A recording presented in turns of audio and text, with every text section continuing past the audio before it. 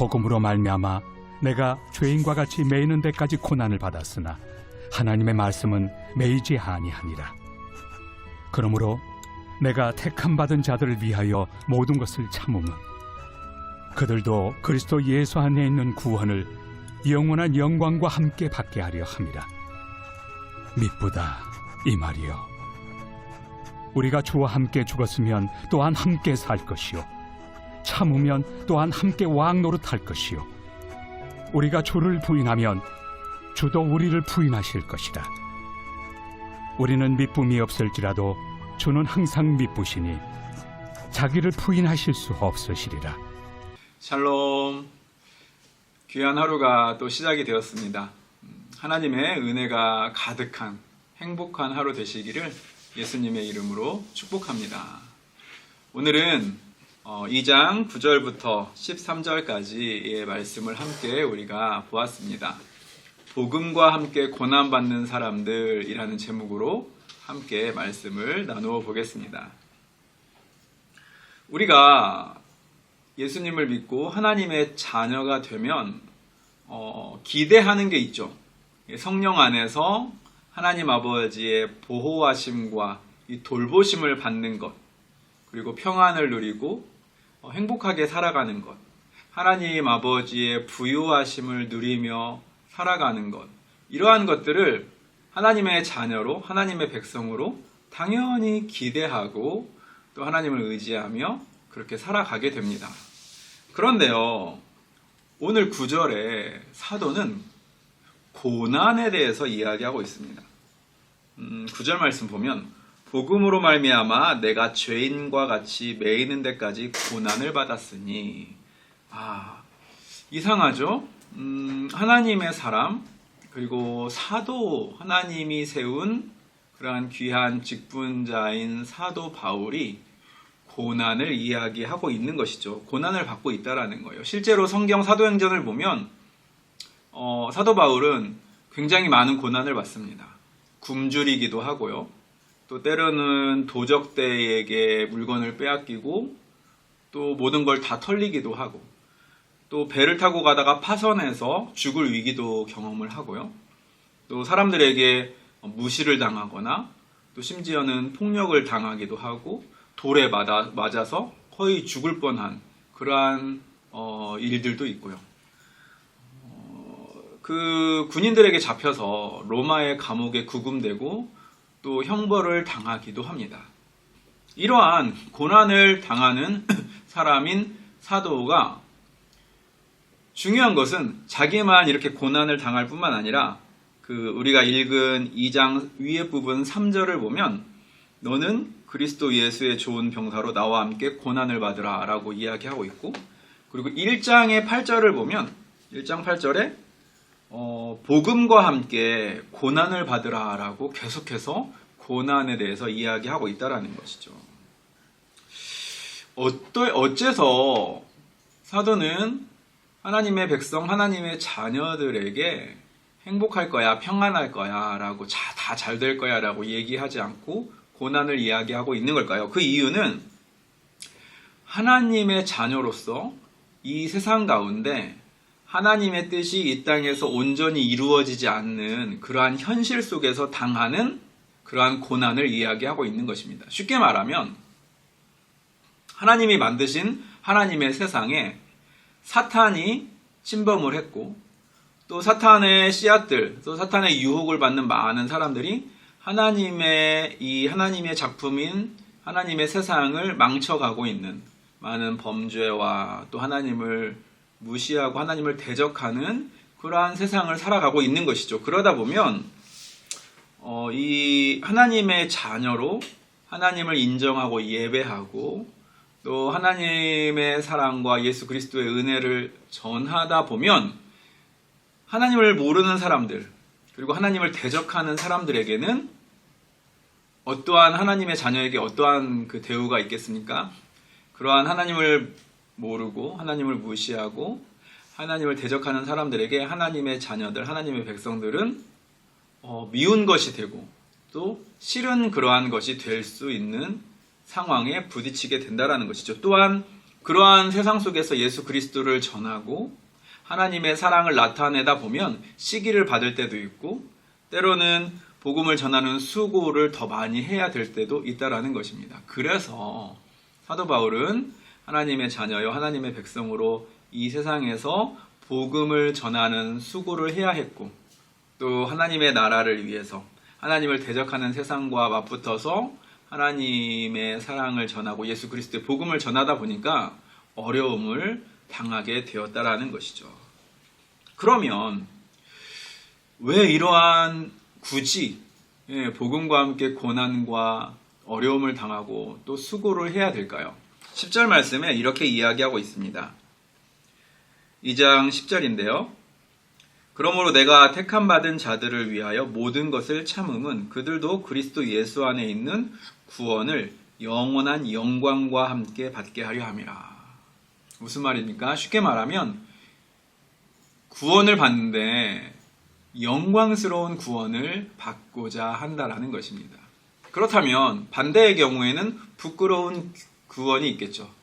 하나님의 자녀로서 구원을 받고 하나님의 선택을 받고 하나님의 자녀로 구원을 받는데 그리고 하나님 나라의 백성으로 천국의 소망을 가지고 이 땅을 살아가는데 어떤 사람은 부끄러운 구원, 정말 하나님의 자녀답지 못하고 그리고 하나님의 기쁨이 되는 삶을 살지 못하고 그저 겨우겨우 하나님의 은혜로 구원을 받는 사람이 있을 수 있다라는 것이죠.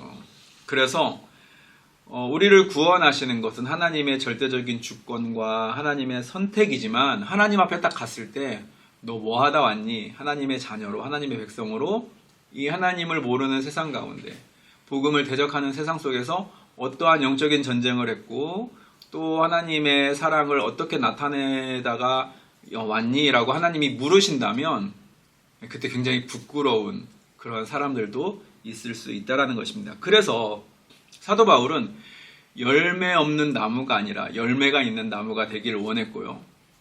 하나님 앞에서 영광스러운 구원을 받기를 원했고요. 그리고 이 성경을 읽는 믿음의 모든 사람들이 영광스러운 구원에 참여하기를 원했다라는 것입니다. 그렇다면 이 영광스러운 구원을 어떻게 우리가 누릴 수가 있을까요? 우리의 의지, 우리의 운동 이러한 것으로 그 영광스러운 구원을 이루어낼 수 있을까요? 우리가 얼마나 죄 가운데 부패한 마음으로 살아가고 있는지 그리고 얼마나 실수할 수 있고 얼마나 연약한지를 인정하는 사람들이라면 결코 자기의 힘과 자기의 노력과 자기의 의지로 이 영광스러운 구원을 이루어갈 수 없다라는 것을 고백하게 됩니다.